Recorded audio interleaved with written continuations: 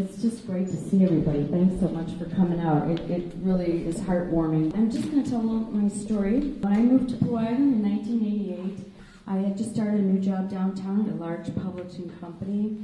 I needed an apartment that was close to the train. I had 3 daughters that needed to go to school.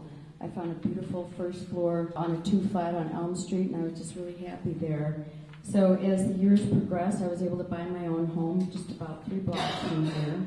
My daughters grew up, went to high school, Eisenhower, went to college, and that home has been my rock and my base. My experience of Blue Island is as a city of great diversity. We have to guard this diversity. We have to venture out from our own group. We have to feel safe and welcome, and I believe that we can do that. Blue Island has always been a natural crossroads. Native Americans crossed through here, and Europeans settled here before Chicago. We will never lose that advantage. This should never be a town that stumbles or fails. We have too many gifts for that to happen. But it can happen through mismanagement. Some of Blue Island's troubles have come from the outside. We were hit by a huge recession in 2008 that was not our fault at all, and a housing market crash. But that crash is over. It was like a tornado that came, and it passed. And now it's time for us to do cleanup. I think that we can do that. The boarded up homes are our responsibility. We have to take that problem on. We have to take it on and we have to solve it. I think that we can do that. We have to fix our streets that look like rubble. The town is our home. I think we can do it. When my corner flooded, it has been flooding worse and worse over the last 10 years, I formed a resident action group, and together we have worked many times in this basement with Rain Ready, Centers for Neighborhood Technology, and the MWRD on water management, green urban infrastructure. I have spent many, many hours poring over plans, studied all the pipes and things that needed to be done, learned a lot about the solution funding. I believe that we can do the things that need to be done here. We have families that will move into our town. I want them to be helped. Instead of slapping a fine on homeowners, let's shovel their walks. Let's help them trim the weeds. We can do that. For decades, our town has been a destination for shoppers, people coming from restaurants from all the towns around. I want to nurture the creativity of our business owners. I know that we can do that. Develop our outdoor gathering spaces, reach out to homeowners, business owners around their region and say, come to our town. We have what you're looking for. We can do that. Years ago, the Blue Island Development Corporation formed to welcome newcomers, but all we have left is the little forum newspaper. I feel that when I'm in the position of city clerk, one of my huge goals is to inform the public. I'd like to create a newsletter that I can send out, let people know what's going on. I want to keep people informed. I can do that. And thank you. Vote for me on, April 4th or March 20th. And thank you for the opportunity to serve. Yeah, that's a good question. I personally have not had bad experiences with water bills and stuff, but I have heard that some people have. Those are the kinds of things that we can streamline and work on and improve. But I do understand that we do have a good staff. The other thing that a city clerk does that's pretty important is a city clerk signs off on everything.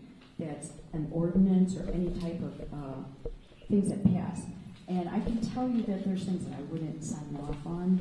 So whoever I work with as a mayor or treasurer, I will be sure to read every line. I've already read the plans that you're talking about. I've sat down and read. In the last 10 years, Blue Island has had a minimum of 4 plans, and they're excellent. They're professionally done, and I've read through them. I am a person who can sit down and understand difficult material and make it understandable to others. I currently am employed as a teacher. I teach 7th grade Spanish. I've been an editor, writer, journalist. I served on the library board for 6 years, and I also have been involved in this Rain Ready activity here in town.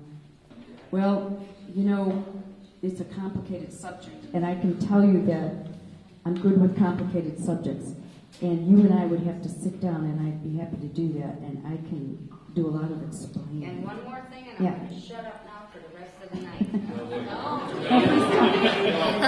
You gotta give the candidates more time. It should be 10 minutes or 12 minutes. Well, I'm extremely grateful for you saying that you want more of me, so I'm not going to complain about that. After this is over, they're fully available for you to chat with them. We have this place till 9 o'clock, so. This is my church. Marcia, so I know how it works.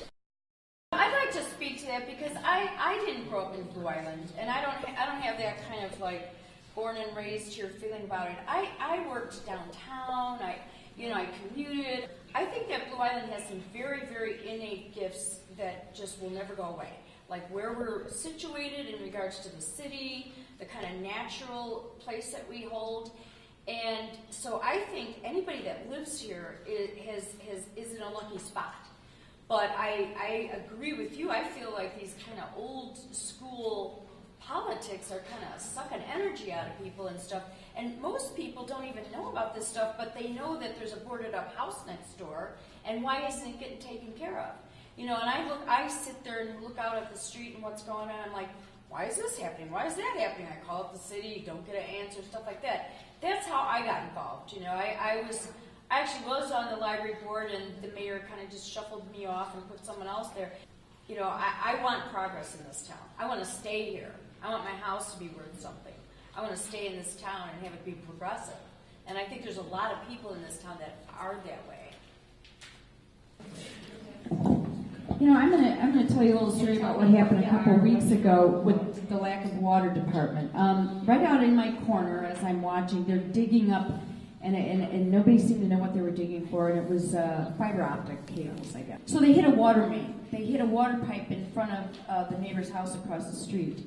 And I walked over there and I spoke to Jim Postroll, who's the head of the Public Works. Now, he didn't really seem to know what was going on.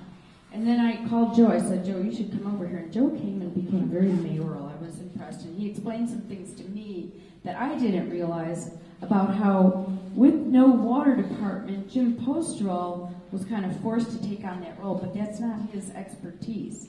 Without having a water department, those guys were just struggling to fix a broken pipe without expertise. I like the idea of declaring ourselves as a sanctuary city.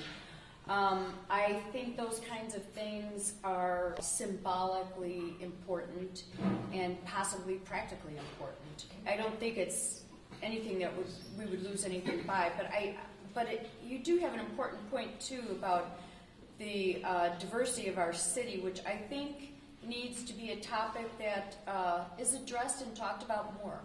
We want to keep Blue Island strong. Diversity is our strength. That's what scientists say. And certainly, like you said, Joe, we certainly wouldn't want our police to be wasting time working with ICE. Thank you ever so much for coming down here.